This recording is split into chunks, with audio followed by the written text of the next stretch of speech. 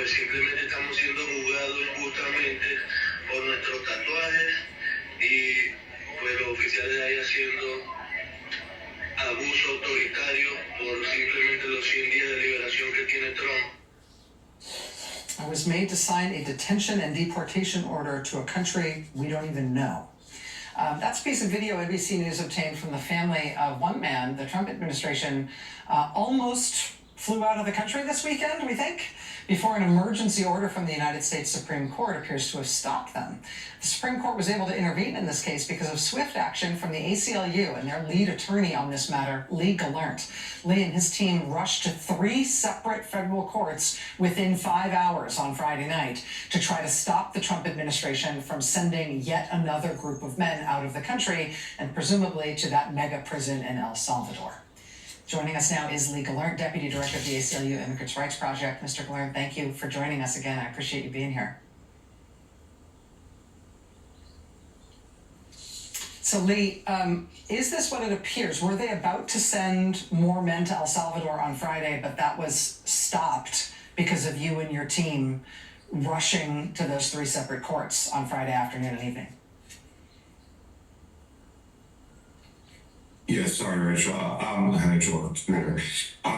They were in real danger, absolutely real danger. We had been hearing the night before that they were getting these notices and that they would be removed that night or the next day. And then we found out they were on buses, so we did what we could do. Unfortunately, the Supreme Court stepped in. What was remarkable is that the government had been going around the country saying, we get that the Supreme Court said we have to give notice and we will give reasonable notice. I think we were even shocked that it turned out that the government was giving them notice 12 to 24 hours in advance, unrepresented people, a form only in English that did not tell them they had a right to contest what was happening, much less how long they had to do it or how to do it. Under no conceivable understanding of what the Supreme Court said when it said these individuals are entitled to due process and notice, was this sufficient? I don't. The administration is just going about trying to evade judicial review in any way they can, notwithstanding even Supreme Court rulings.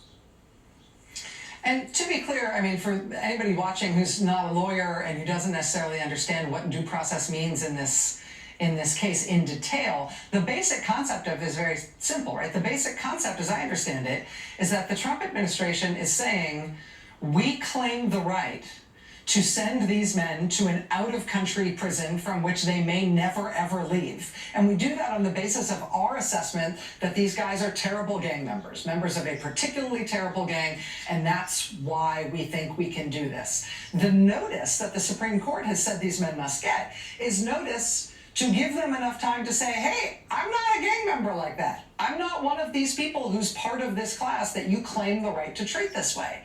And so the substance of what how they're being noticed, how they're being given advance word that this stuff is going to happen really matters, because it's the only chance they may ever have to protect themselves from what will otherwise be lawless imprisonment, potentially for life. You're absolutely right, Rachel. I mean, the one core part of due process is you will get notice of what the government's trying to do to you and the ability to contest it. And the Supreme Court was really clear on April 7th, the first time this issue was up there.